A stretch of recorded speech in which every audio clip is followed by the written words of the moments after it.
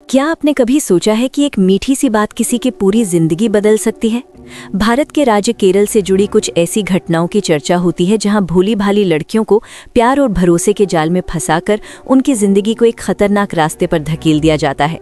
इन्हीं घटनाओं से प्रेरित होकर बनी है फिल्म द केरला स्टोरी, जो 3 लड़कियों की कहानी के जरिए एक चौंकाने वाली सच्चाई दिखाने की कोशिश करती है। तो आखिर इन लड़कियों के साथ क्या हुआ, जानने के लिए वीडियो को आखिर तक जरूर देखें। और अब शुरू करते हैं आज की कहानी। So now with that said, let's roll the intro. कहानी की शुरुआत शालिनी नाम की एक लड़की से होती है जिसका जन्म एक खुशहाल हिंदू परिवार में हुआ है। वो एक नर्सिंग कॉलेज में एडमिशन लेती है जहां उसकी मुलाकात अपनी 3 रूममेट से होती है। गुलाबी कपड़े पहने हुए लड़की का नाम है निमा मैथ्यूज। भारत में मैथ्यूज जैसा सरनेम सुनकर ही पता चल जाता है कि वो एक ईसाई परिवार से है। उसके ठीक सामने जो बैठी है उसका नाम गीतांजलि है। उसके परिवार का धर्म क्या है, ये फिलहाल एक सस्पेंस रखा गया है। तीसरी लड़की के पहनावे को देखकर ही समझदार दर्शक तुरंत समझ जाएंगे कि वो एक मुस्लिम लड़की है। उसका नाम आसिफा है। अब आपके दिमाग में एक सवाल आ रहा होगा, अरे शुरुआत में तो कहा गया था कि ये 3 लड़कियों की कहानी है, फिर ये चौथी कहां से आ गई? जी हाँ, यही वो आखिरी लड़की आसिफा है जिसने शुरुआत से ही बड़ी चालाकी से ये पूरा जाल बुना था। बाकी की 3 लड़कियां केरल के अलग अलग शहरों से आई थी। आसिफा, जो कि वहीं की लोकल लड़की थी, उसने बाकी लड़कियों को बड़े प्यार से न्योता दिया।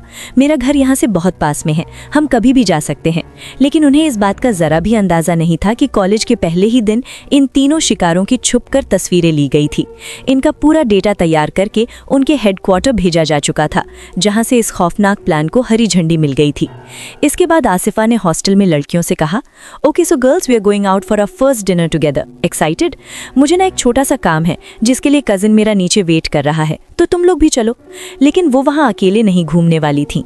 वहां अचानक आसिफा का चचेरा भाई और उसका एक दोस्त भी आ टपके, जो कुछ ज्यादा ही मिलनसार और मेहमान नवाज बन रहे थे। यहीं से उनके हनी ट्रैप का पहला कदम शुरू होता है। आसिफा का ये कजिन, जो एक मेडिकल का छात्र था, बहुत ही मीठी मीठी और लच्छेदार बातें कर रहा था। गाड़ी उसका दोस्त चला रहा था, जो कि एक छोटा मोटा बिजनेसमैन था। रास्ते भर ये दोनों अपने ऊंचे आदर्शों की बड़ी बड़ी बातें करते रहे, जैसे कि गरीबों को दान देना, चैरिटी करना और दुनिया को एक बेहतर जगह बनाना। बातों ही बातों में उन्होंने लड़कियों के दिमाग में ये डालना शुरू किया कि यही उनके इस्लाम धर्म की सच्ची सीख है। समंदर किनारे घूमने के बाद वो दोनों लड़के वहां से चले गए और लड़कियों ने डिनर करना शुरू किया। खाने से पहले मुस्लिम आसिफा और ईसाई निमा ने प्रार्थना की। हिंदू परिवार से आने वाली शालिनी की ऐसी कोई आदत नहीं थी कि वो खाने से पहले भगवान का शुक्रिया अदा करे। जब सबने गीतांजलि से पूछा तो उसने बताया कि उसके पिता कहते हैं, अगर शुक्रिया अदा करना ही है तो उन किसानों का करो जिन्होंने ये अन्न उगाया है। तब जाकर सबको पता चला कि गीतांजलि का परिवार कम्युनिस्ट विचारधारा को मानता है। असल में गीतांजलि के पिता एक पुराने कम्युनिस्ट नेता थे और केरल जैसे राज्य में कम्युनिस्ट पार्टी का बहुत प्रभाव है, इसलिए वहाँ ऐसा होना बहुत आम बात है। इस पर आसिफा ने तुरंत टोका और कहा, eating without prayer is a sin. खाना बहुत स्वादिष्ट था, इसलिए तीनों लड़कियों का पूरा ध्यान खाने पर ही रहा और उन्होंने इस बहस को आगे नहीं बढ़ाया। लेकिन घर लौटते वक्त आसिफा ने फिर से इसी बात को छेड़ा, और ये जो खाना हम खाते हैं ना, वो अल्लाह और उनके पैगंबर का रहम है हमारे ऊपर। अगर हम अल्लाह को थैंक्स नहीं बोलते तो उनका गुस्सा हमें हेल फायर तक ले जाता।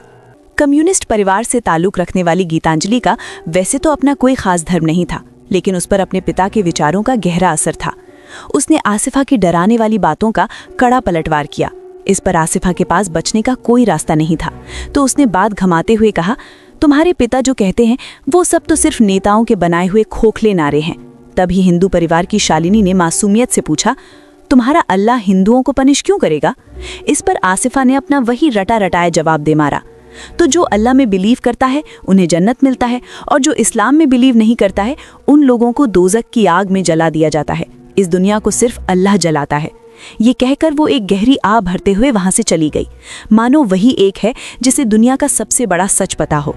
लेकिन इन धार्मिक बहसों के बावजूद उन चारों की दोस्ती टूटने के बजाय और गहरी होती गई। कुछ ही दिनों बाद आसिफा ने बड़ी चालाकी से उन तीनों को अपने घर ईद का जश्न मनाने के लिए बुलाया। वहां आसिफा के परिवार और रिश्तेदारों ने उन तीनों लड़कियों पर इतना प्यार लुटाया कि उन्हें बिल्कुल अपने घर जैसा महसूस होने लगा। इसी बहाने उनकी मुलाकात एक और हैंडसम लड़के से कराई गई, जो आसिफा के चचेरे भाई का ही दोस्त था। अब जरा इस खेल को समझिए, 3 गैर मुस्लिम लड़कियां और उनके सामने 3 हैंडसम मुस्लिम लड़के। क्या इत्तेफाक है ना? जैसे सब कुछ किस्मत ने तय किया हो। लेकिन असल में ये एक सोची समझी साजिश थी। बहुत जल्द ही शालिनी आसिफा के कजिन के प्यार में पड़ गई। उधर गीतांजलि भी दूसरे लड़के के साथ डेट पर जाने लगी। सिर्फ ईसाई लड़की निमा ही थी जो उनके इस जाल से बची रही और उसने लड़कों में कोई दिलचस्पी नहीं दिखाई। इसके बाद इस खौफनाक साजिश का अगला पड़ाव शुरू होता है। इस सिंडिकेट के 2 बड़े लोग आसिफा को एक खास तरह का नशीला पदार्थ देते हैं। ये एक ऐसा ड्रग था जो इंसान के दिमाग पर असर करता है और धीरे धीरे उसकी लत लग जाती है। उन्होंने आसिफा से कहा कि इसका इस्तेमाल उन तीनों लड़कियों को पूरी तरह अपने कंट्रोल में करने के लिए करना है। हनी ट्रैप की पहली चाल कामयाब होने के बाद अब उनकी दूसरी खतरनाक चाल शुरू हो चुकी थी। उन आदमियों ने आसिफा को आगे के खर्चे के लिए पैसों की एक मोटी गड्डी भी थमा दी। फिर एक दिन वो तीनों लड़कियां मॉल में शॉपिंग करने गईं, जहां मॉल में कुछ ऐसा हुआ जिसने लड़कियों को अंदर तक हिलाकर रख दिया। भीड़ में एक अजनबी ने एक लड़की के साथ गंदी हरकत की। ये घटियापन बर्दाश्त के बाहर था। लड़कियों ने उस आदमी को रोका और उससे माफी मांगने को कहा, लेकिन उन्हें क्या पता था कि उस आदमी के साथी वहीं आसपास छिपे थे। वो तुरंत वहां इकट्ठा हो गए और उल्टा लड़कियों पर ही हावी होने लगे। जब लड़कियों ने देखा कि वो बातों से नहीं जीत पाएंगी और पुलिस को बुलाने की धमकी दी, तो उन गुंडों ने लड़कियों पर हाथ उठाना शुरू कर दिया। ये साफ था कि वो पूरी तैयारी के साथ आए थे। हर एक गुंडे ने एक लड़की को निशाना बनाया और हाथापाई करते हुए उनके कपड़े तक फाड़ दिए। सरेआम इतनी बड़ी बेइज्जती और शर्मिंदगी झेलने के बाद लड़कियां रोती बिलखती हॉस्टल वापस लौटी। तभी आसिफा ने अपना जहर उगलना शुरू किया। इतनी सारी लड़कियां थी मार्केट में, खाली तुम तीनों होती जिन्होंने हिजाब नहीं पहना था, राइट? हिजाब पहनी एक भी लड़की के साथ ना ही कभी रेप होता है, because Allah always protect us. इस बार नेमा से चुप नहीं रहा गया। उसने कड़ा एतराज जताते हुए कहा, तुम्हारी हिम्मत कैसे हुई हमारे जीसस को झूठा कहने की? इस पर आसिफा ने पलटलार करते हुए कहा, गॉड का बेटा सूली पर लटकाया जा रहा है और गॉड आकर अपने बेटे को नहीं बचा पा रहा। वो उन लोग का गॉड इतना हेल्पलेस है, खुद ही दूसरों से मदद मांगता रहता है। वो तुम लोग को कैसे बचाएगा? उन बेचारी तीनों लड़कियों को सपने में भी अंदाजा नहीं था कि मॉल में जिन गुंडों ने उनके साथ बदतमीजी की थी, उन्हें किसी और ने नहीं बल्कि उनकी इसी मासूम रूममेट आसिफा ने भेजा था। इसके बाद आसिफा ने एक और चाल चली। उसने लड़कियों को सांत्वना देने और गुंडों के खिलाफ गुस्सा दिखाने के बहाने अपने कजिन और उसके दोस्त को हॉस्टल बुला लिया। आसिफा का कजिन, जो कि मेडिकल का छात्र था, अपने साथ पहले से तैयार की हुई एक खास दवा लाया। उसने लड़कियों से कहा, ये गोलियां खा लो, इससे तुम्हारी घबराहट कम होगी और तुम डिप्रेशन में नहीं जाओगी। शालिनी और गीतांजलि उस धोखेबाज की बातों में आ गईं और उन्होंने वो दिमाग को काबू करने वाली दवा खा ली।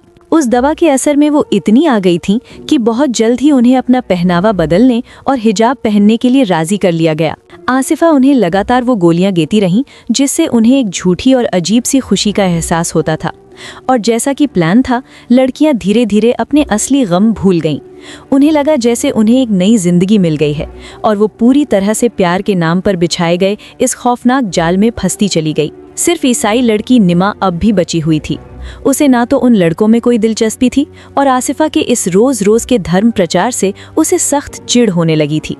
इसी बीच उनकी तीसरी खतरनाक चाल, यानी प्रेग्नेंट करके शादी के लिए मजबूर करना, भी तेजी से अपना काम कर रही थी। झूठे प्यार का नशा शालिनी के सिर चढ़कर बोल रहा था।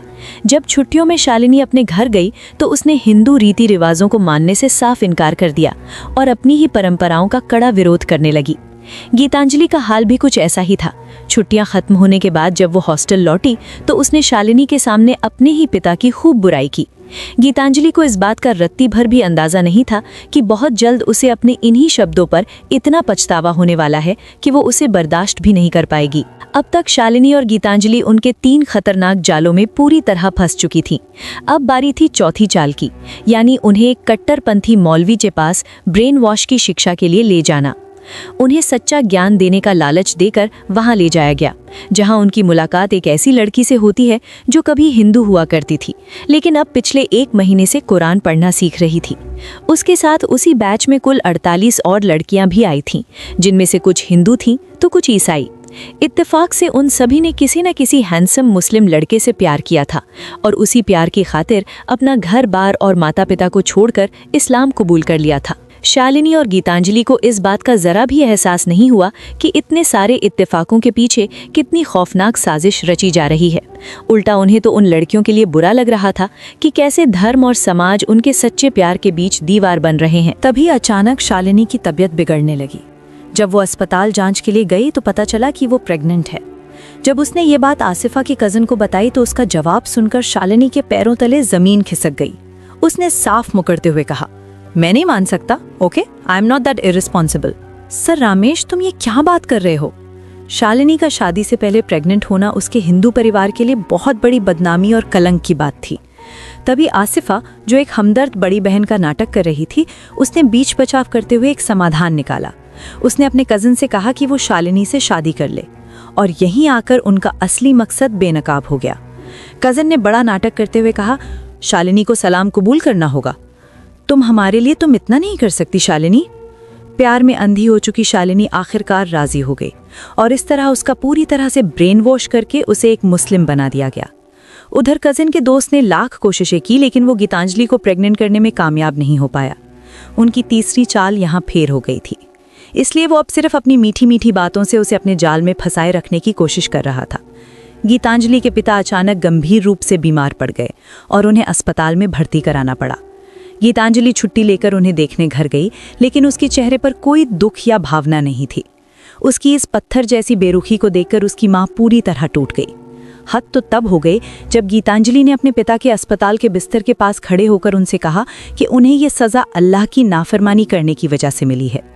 गीतांजलि ने अपने गंभीर रूप से बीमार पिता पर थूककर नास्तिकों के प्रति अपनी नफरत जाहिर की और वहां से चली गई। लेकिन उसका बॉयफ्रेंड लगातार उस पर दबाव डाल रहा था, क्योंकि वो उसे बेचकर मिडिल ईस्ट भेजना चाहता था।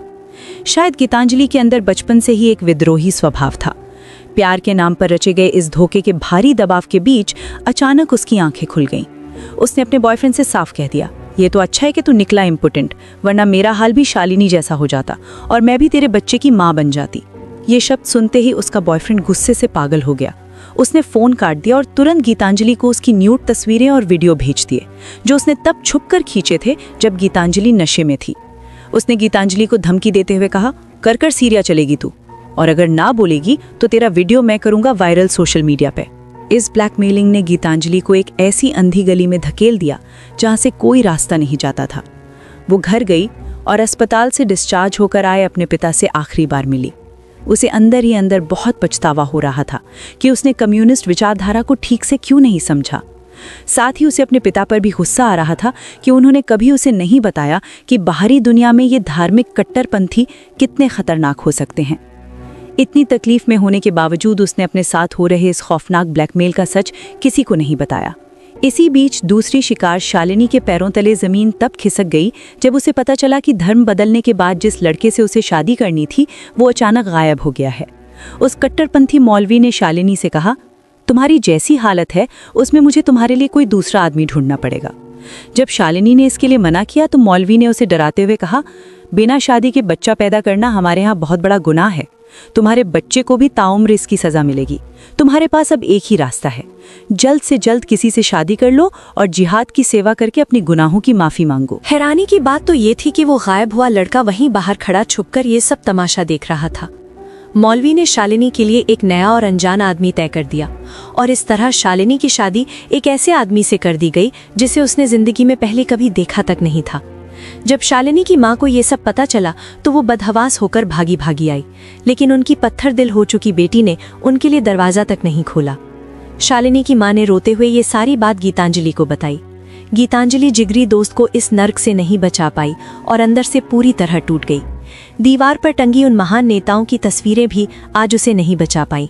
इसके कुछ ही समय बाद गीतांजलि की न्यूड तस्वीरें सच में अलग अलग वेबसाइट्स पर वायरल कर दी गई। हर तरफ से मिल रही गालियों, तानों और बदनामी को वो बर्दाश्त नहीं कर पाई और उसने फांसी लगाकर अपनी जान दे दी।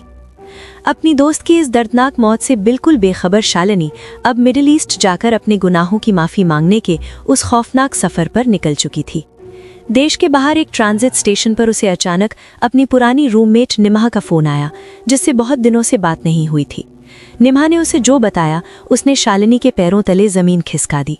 उसने बताया कि जिस धोखेबाज लड़के को शालिनी लापता समझ रही थी वो मरा या गायब नहीं हुआ है, बल्कि उसने कॉलेज में एक नई लड़की को अपने जाल में फंसा लिया है। इतना ही नहीं, उस धोखेबाज के दोस्त ने निमहा का पीछा किया और जब वो नहीं मानी तो उसने निमहा की ड्रिंक में नशीली दवा मिला दी। निमहा को बंधक बनाकर रखा गया और लगातार 7 दिनों तक हर रोज 20 आदमियों ने उसका गैंग रेप किया। किसी तरह वो अपनी जान बचाकर वहां से भाग निकली। निम्हा ने शालिनी को गीतांजलि की दर्दनाक मौत और इस पूरी भयानक साजिश का सारा सच एक ही सांस में बता दिया। शालिनी के लिए एक साथ इतना बड़ा सच बर्दाश्त करना नामुमकिन था। परेशान होकर उसने अपने नए पति को ये सब बताया, लेकिन इतने धोखे खाने के बाद भी उसका ब्रेन वॉश इस कदर हो चुका था कि उसने खुद को ही तसल्ली देते हुए कहा, शायद ये गीतांजलि और निम्हा को अल्लाह की बात न मानने की सज़ा मिली है। उसके पति ने भी ज्यादा कोई बात नहीं की और तुरंत सामान पैक करके वे आगे मिडिल ईस्ट के एक आतंकी ठिकाने के लिए निकल गए। मिडिल ईस्ट पहुंचने के बाद शालिनी को अनगिनत जुल्मों और तकलीफों का सामना करना पड़ा। वहीं उसने अपने बच्चे को जन्म दिया। इसी बीच उसका वो नया पति एक आतंकी हमले में मारा गया। पति के मरते ही शालिनी को तुरंत गुलाम बना लिया गया। उसका नवजात बच्चा उससे छीन लिया गया, जिसका फिर कभी कुछ पता नहीं चला। उसे एक कैंप में बंद कर दिया गया और वो आतंकियों की यौन दासी बनकर रह गई। आखिरकार एक सुबह वो 2 और लड़कियों के साथ वहां से भागने में कामयाब हुई, लेकिन आतंकियों ने जल्द ही उनका पीछा कर लिया। भागते हुए उन दोनों लड़कियों को आतंकियों ने गोली मार दी। शालिनी किसी तरह बच निकली और भागते भागते बेहोश होकर गिर पड़ी। आखिरकार अमेरिकी सेना के एक ड्रोन ने उसे देखा और उसे बचा लिया गया। ये पूरी खौफनाक कहानी शालिनी ने स्थानीय सरकार और अमेरिकी सेना के जॉइंट बेस पर अधिकारियों को हूबहू सुनाई थी। लेकिन फिल्म के अंत में दिखाया जाता है कि शालिनी को आतंकी गतिविधियों में शामिल होने के शक में फिलहाल हिरासत में रखा गया है और उसकी बताई गई इस कहानी की अभी भी जांच चल रही है। और बूम, इसी के साथ ये पूरी कहानी यहीं पर ख़त्म हो जाती है। तो दोस्तों, ये थी द केरला स्टोरी फिल्म की पूरी कहानी। उम्मीद है आपको ये कहानी समझ आई होगी और वीडियो भी पसंद आई होगी। अगर वीडियो अच्छी लगी हो तो एक लाइक ज़रूर कर दीजिए और अगर आप चैनल पर नए हैं तो चैनल को सब्सक्राइब करना बिल्कुल मत भूलिए। अगर इस कहानी को लेकर आपके मन में कोई सवाल या अपना विचार है तो आप कमेंट सेक्शन में ज़रूर बताइए। मुझे आपके कमेंट पढ़ना अच्छा लगता है। और हाँ, हाल ही में मैंने एक और बहुत ही दिलचस्प फिल्म को एक्सप्लेन किया है। अगर आपने वो वीडियो मिस कर दी है तो उसका लिंक आपको नीचे डिस्क्रिप्शन और पिन कमेंट में मिल जाएगा। तो मिलते हैं अगली वीडियो में एक और नई और दिलचस्प कहानी के साथ। Thanks for watching, take care and see you in the next video.